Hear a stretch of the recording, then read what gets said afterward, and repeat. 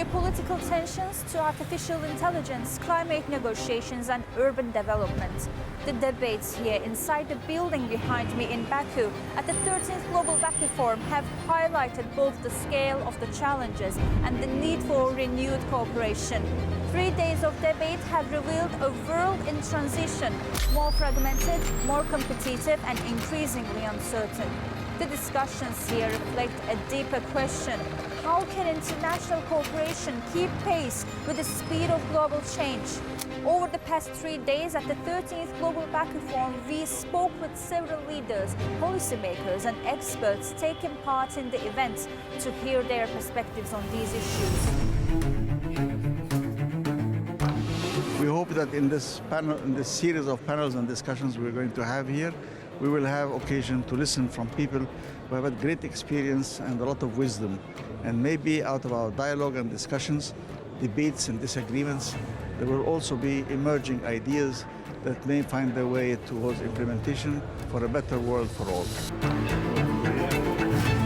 Today, peace is in danger in many parts of the world. I have the impression that there is a confrontation between two different views at the international level. On the one hand, there are countries or even personalities absolutely convinced that the way forward is more unilateralism, more intimidations, more threats maybe, and probably the idea is based on the fact that a deal in their views cannot be a win-win deal, that a deal means there's a loser and a winner, and of course that's not at all how I'm observing the state of play. I think that we should follow a different approach. I think that global challenges requires global solutions, and global solutions requires respect, mutual understanding, and the common will to cooperate and to coordinate. Bridging the divides is something that we would like to achieve. How can we achieve that? Of course, talking to each other, but talking alone is not sufficient. That is very true. So what we would like to help to achieve is, of course, peace. And we have huge, great wars, Ukraine, Russia, now we have the war in the Middle East, and it is difficult to find solutions. But I think we cannot give up to struggle, to strive for peace. And there also multilateralism is under great strive. And therefore what we have to do is to go back to international law.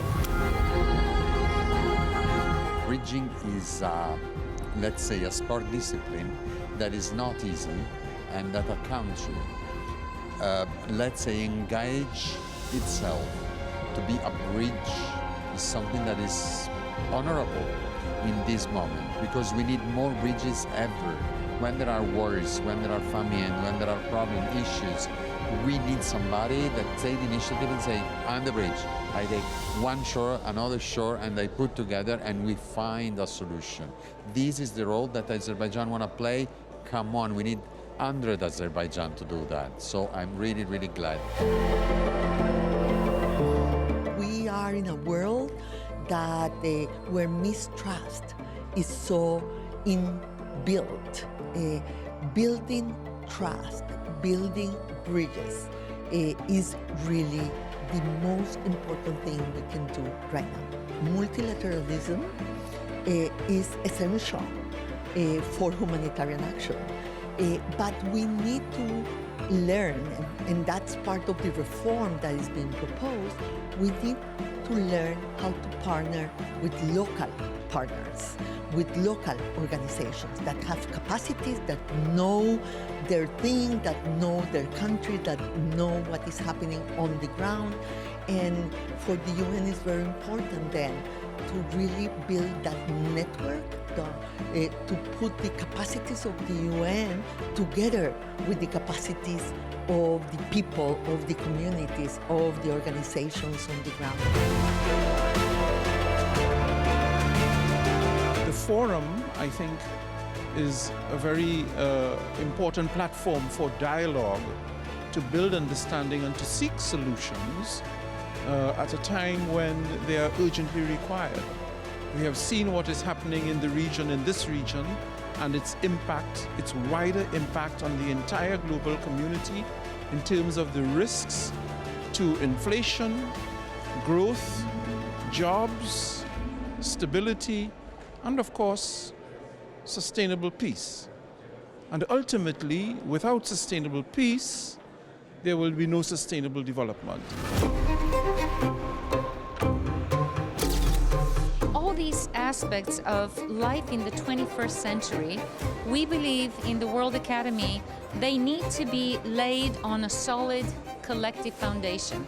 When we identify what are the principles of human security, what are drivers of human security, then we also have a frame of reference from which to think about all the phenomena, the local and global phenomena, such as, for example, the development of artificial intelligence, which, when it is subject to fundamental principles that protect the security of people and the correct use of technological developments, then it can only serve the advancement of civilization. What we're looking at is the source of global turbulence. I think a lot of us are looking at the results of what happens when you don't focus on those very important things earlier on. We're looking at the result. It's much easier to get to the source of it and try and avert it earlier than trying to deal with the fallout that we're seeing in the world right now. So we're going to be discussing the origins of global turbulence, and most importantly, this comes down to people. People can talk policy, they can talk treaties, they can talk peace deals. Ultimately, it comes down to personal interaction. When you think that you solve one challenge, another appears. So in that regard, as I could observe the different editions and iterations of the Global Baku Forum, some issues remain to be still common year after year, and then global security, stability, and peace remains to be one of the biggest challenges that we face. Countries might vary, contexts can change. Now we are here in Baku now against the backdrop of unfolding war in Iran. AI technological developments have been addressed in different panels and private discussions as well. So that's new. Climate, not just because of the COP, which was an extreme success for Azerbaijan in terms of the level of hosting and the results that have been achieved, but in general as well, climate has become a very big issue discussed internationally, because we already see how climate change affects different nations already now, not only what it could be in the future.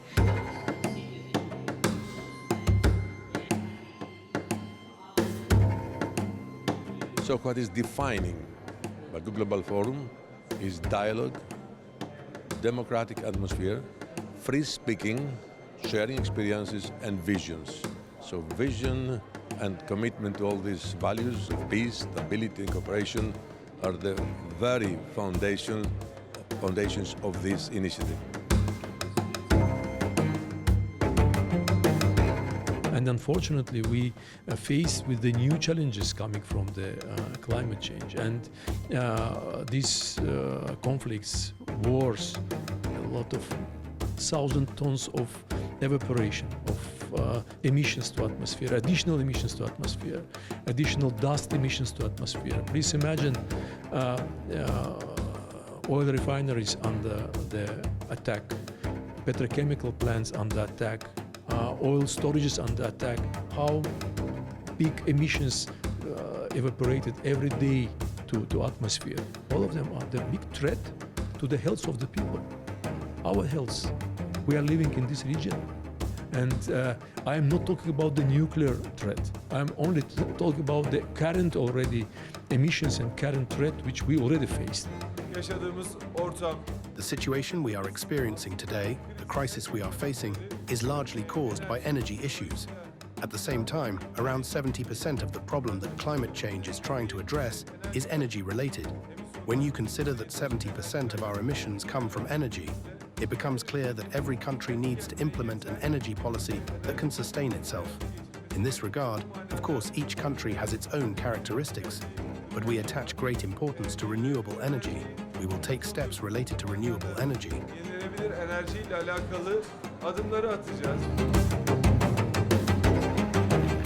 All the leaders are here, and that demonstrates only one thing, that togetherness, diplomacy, dialogue, can over and challenge the war and conflict.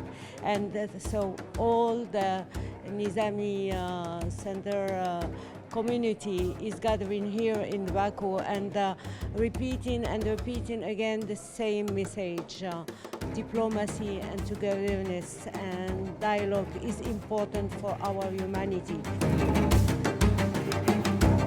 I think these conversations, the insights that we're learning from former heads of state and people who currently hold leadership positions around the world, they're really telling us what kind of a strategy we as global citizens need to adopt to foster peace in the world. Because, I think diplomacy is something that we really need right now, and platforms like the Global Baku Forum organized by the Nizami Ganjavi Center, they give us an opportunity to basically figure out how diplomacy can be implemented when there's so much animosity in the world.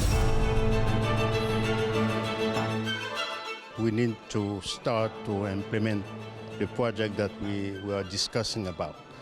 But you know, since there is United Nations, there is OEA, there is a lot of organizations in the world, we are pushing them to do their job the way that they're supposed to. We need to change the kind of leadership that we're using now. Every participant has his own ideas. Of course, we have a good chair. He was Commissioner European. We have good participant. Our chair is former Vice President of the World Bank. I have a Greek member who was Commissioner for Migration and so on. So the main objective is to speak frankly on Africa and to see how international cooperation could help open minds, open borders, and open national and continental economy.